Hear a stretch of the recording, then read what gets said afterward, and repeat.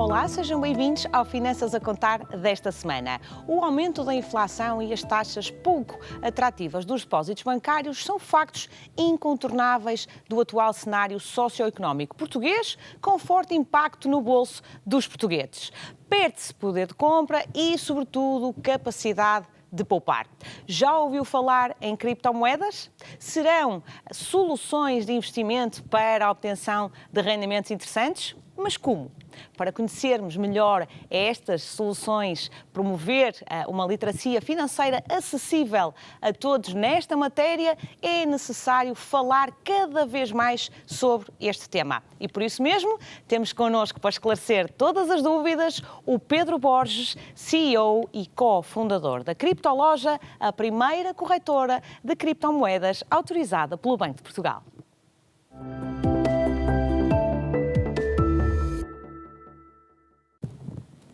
Olá Pedro, seja bem-vindo. Olá. Obrigada por ter aceito o nosso convite. É um gosto de estar aqui. Pedro, Criptoloja.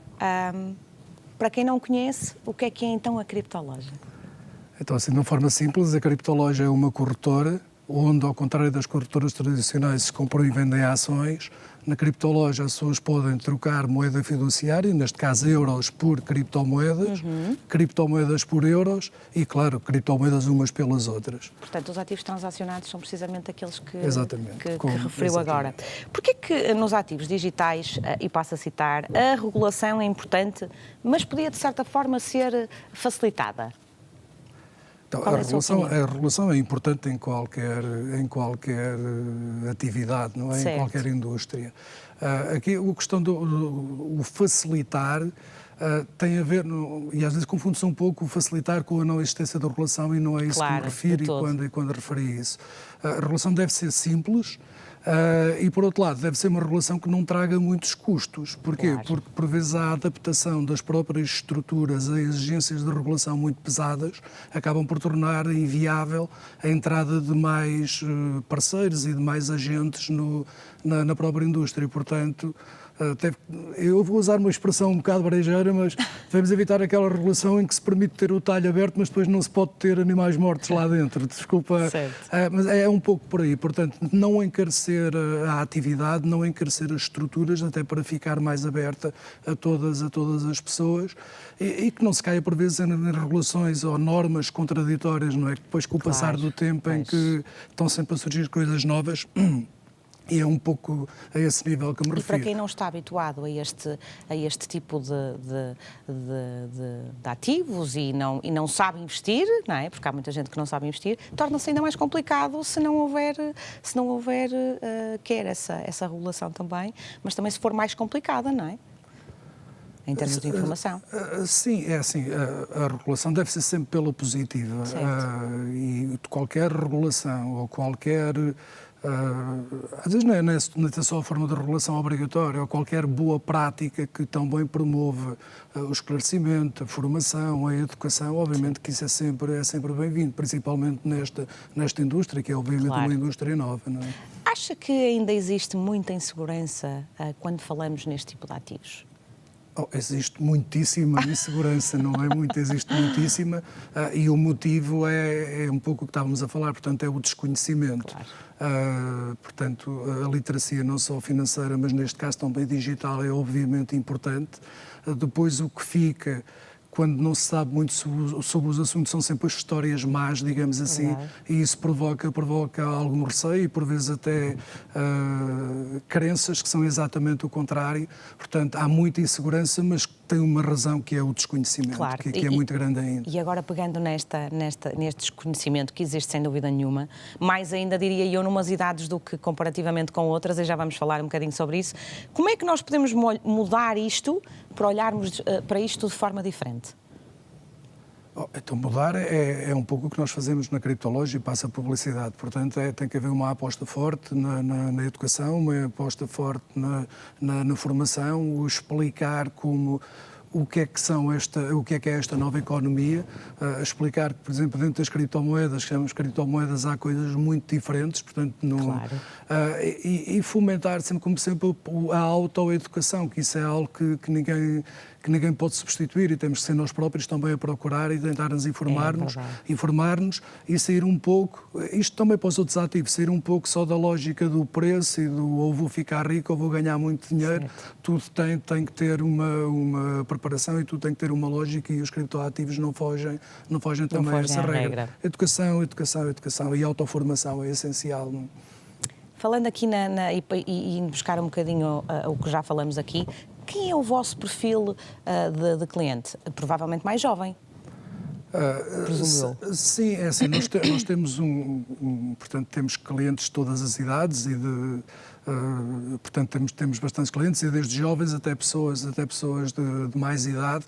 Agora, o nosso cliente, a grande porcentagem do nosso cliente são as pessoas ali entre os 30 e os 50 anos, homens.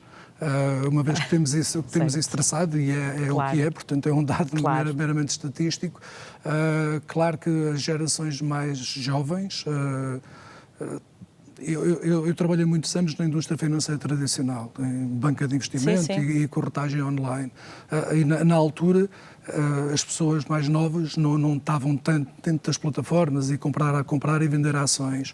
Agora aqui nota-se que temos muitos casos até de miúdos, que são miúdos, não é? À espera de fazer 18 anos para poderem abrir conta e poderem começar a investir em criptoativos, mas o grosso são clientes entre os 30 e os 50 anos. É um bocadinho aquela ideia do querer saber, não é? É o querer. Aqui também há uma lógica. Enquanto nos mercados mais tradicionais, e até há relativamente pouco tempo, era preciso ter um montante inicial, de alguma forma, elevado para começar a investir, nas criptomoedas não. Portanto, os próprios agentes, as próprias corretoras não têm esses limites mínimos. Certo. Portanto, e com 20 ou 30 euros já é possível investir. E é diferente de alguém poder investir 20 ou 30 euros ou ter que ter 1.000 ou 2.000 para começar. Claro. E isso faz alguma diferença. Principalmente para quem não tem conhecimento da área, não é? Portanto, começar com pouco, não é? Quem não tem conhecimento e também quem não tem dinheiro. Claro. E estávamos a falar mais no segmento mais jovem, obviamente que tenha menos dinheiro, mas podendo começar com montantes pequenos, então isso também facilita a entrada. Há aqui um ponto muito importante que é, e fala-se muito, a fiscalidade. Será um facilitador ou um entrave? Eu olho para isso de duas maneiras. Obviamente que neste momento é um facilitador, porque, portanto, as criptomoedas e esta indústria sendo taxada e tendo essas regras claras, obviamente que ajuda a tirar muito aquela lógica de uma economia à margem da lei, portanto, e o facto de serem taxadas tem esse efeito positivo. Portanto, aí será um facilitador. E depois, tal como tudo, quanto se for mais simples, nós temos uma boa portanto, a lei que foi aprovada agora e que agora já é taxado, é uma boa lei, não é ainda o ideal, confunde, na minha opinião, coloca ainda tudo no mesmo saco e não é obviamente a mesma coisa de quando falamos de Bitcoin ou quando falamos do Ethereum. São dois nomes bem conhecidos e são coisas bastante diferentes. E houve aqui alguns erros, se me permite a expressão, que talvez venham a ser corrigidos. Agora, mas concretamente à sua pergunta, nesta altura é claramente um facilitador. Tudo o que venha normalizar esta indústria e trazê-la para o lado bom da força, digamos assim, é positivo nesta fase. Muito bem. Que cuidados devemos ter com este tipo de investimentos? Porque implicam risco, não é? Na sua opinião. Sim, implicam risco, são ativos voláteis, e vou-me concentrar mais no Bitcoin, depois há muitas outras criptomoedas. O Bitcoin é obviamente um investimento volátil, mas as ações também são, não é? Claro. Portanto, ações de tecnologia também são bastante voláteis. Como qualquer ativo volátil, devemos olhar para o longo prazo e os gráficos mostram-nos que no longo prazo o gráfico é assim, portanto, investir em ações em qualquer altura da história foi sempre rentável.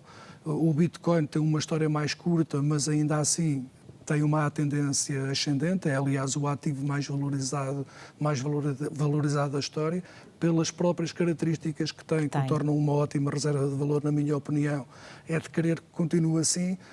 Portanto, temos que fugir sempre um bocadinho do preço. Obviamente que os timings de investimento são sempre importantes. Se investirmos a um horizonte de 20 anos é um pouco indiferente. mas dentro dos 20 anos há sobe e desce. É Claro. sempre melhor investir numa altura em que o mercado está em baixa do que está em alta. Claro. É sempre mais agradável investirmos e estarmos com o investimento a ganhar dinheiro do que a perder dinheiro. Portanto, é volátil, mas não é mais nem menos do que Pode ser, sem qualquer... dúvida, uma boa opção, não é? Na minha opinião, é uma excelente opção. Na minha opinião, toda a gente devia ter um bocadinho de Bitcoin pelas características que ele... Na diversificação do investimento devia ter uma parte. Sim, o Bitcoin é uma moeda, okay? É uma reserva de valor. É uma reserva de valor muito parecida com o ouro. Já agora, de forma rápida, há um palavrão da economia que é força monetária, não é? E o Bitcoin tem uma força monetária enorme. A força monetária é a capacidade que o ativo de criarmos ou não. Exemplo rápido, o ouro e a platina. A platina é mais rápida que o ouro, mas a platina não tem força monetária. Porquê? Porque se hoje acabasse a platina toda, de um dia para o outro, conseguíamos produzir a mesma platina no espaço de um dia. No ouro, se colocássemos todos os recursos a minerar ouro, num ano inteiro só íamos conseguir produzir 2% do que existe agora. Claro. O Bitcoin tem um pouco esta lógica, ao contrário do dinheiro tradicional, que é imprimido com muita facilidade. Portanto, e o Bitcoin, sendo um ativo claramente, uma reserva de valor com uma força monetária enorme, no longo prazo este tipo de ativos tende a valorizar e tendem a guardar sempre esse valor ou essa reserva de valor. Muito bem, Pedro, muito obrigada, foi um gosto. Foi um gosto. Obrigada. Muito obrigado novamente.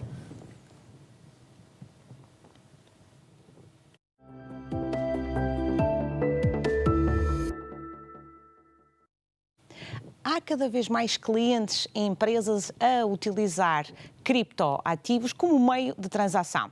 Um primeiro investimento em criptomoedas é um passo importante que deve ser tomado com conhecimento e consciência. Por isso, antes de investir, informe-se com especialistas. Por hoje ficamos por aqui. Já sabe, conto consigo na próxima semana para nos acompanhar em mais um Finanças a Contar. Até lá, fique bem e uma excelente semana.